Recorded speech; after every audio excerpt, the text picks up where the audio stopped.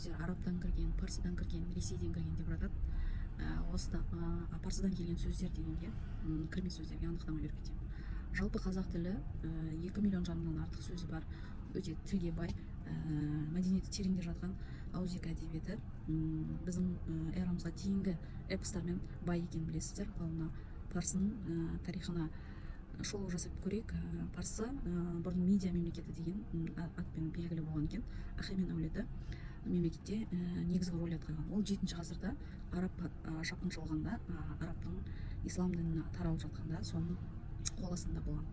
Парсылардың этникалық тарихында арабтардан соң түріктер 11-12 ғасырда, селжуктар, түркі моңғолдар 13-14 ғасырда хулагу әулеті өз іздерін қалдырған. 16 ғасырдың бас кезінде парсылар ирандық Севефи әулетіне бағынса, 19 орта ғасырда каджарлар өз үстемдігін орнатты дейді. Осымен тарихын түсіндіңіздер ғой. Әуелі арабтардың басқыншылығынан зардап шекті, одан соң тіліне мән бере кететін болсақ, араб түркі тілдерінің сөздері көп кездеспегенімен 19 ғасырдан француз, ағылшын, орыс тілдерінен енген сөздер жеткілікті. Жазуы араб әліпбиіне негізделген. Ауған, дари тілі, моңғол сияқты тілдермен қатты араласқан.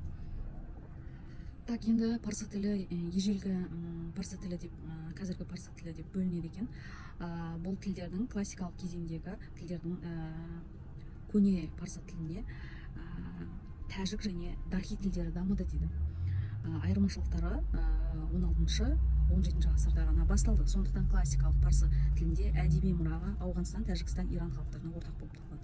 Парсы тілі бай, жазба дәстүрге ие, ежелгі тілдердің бірі. Бұл тілде жазбаса ескерткіштердің 2500 жылдан астам тарихы бар. Мына 2500 жылдан астам тарихы бар екен. Одан ар жағындағы ескерткіштерде оларда жазулар жоқ.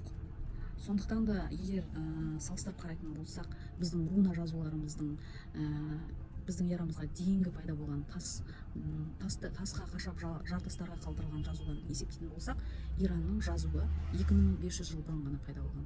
Ал біздің эрамызға дейінгі мынау тастағы рунический жазулар, олардың 5000 жылдан әріде тарихы.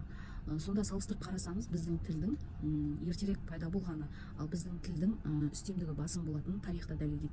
Түркі моңғолдар бұларды жаулап алған кезінде өз тілдерін қалдырған болуы мүмкін.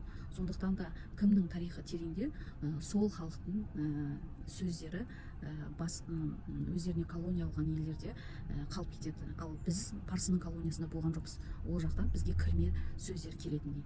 Жаңағы наурыз деген сөз, тағы бірдеңе, басқа да сөздердің бәрі парсының тілінен келген деген сөз далбаса, кірме сөз.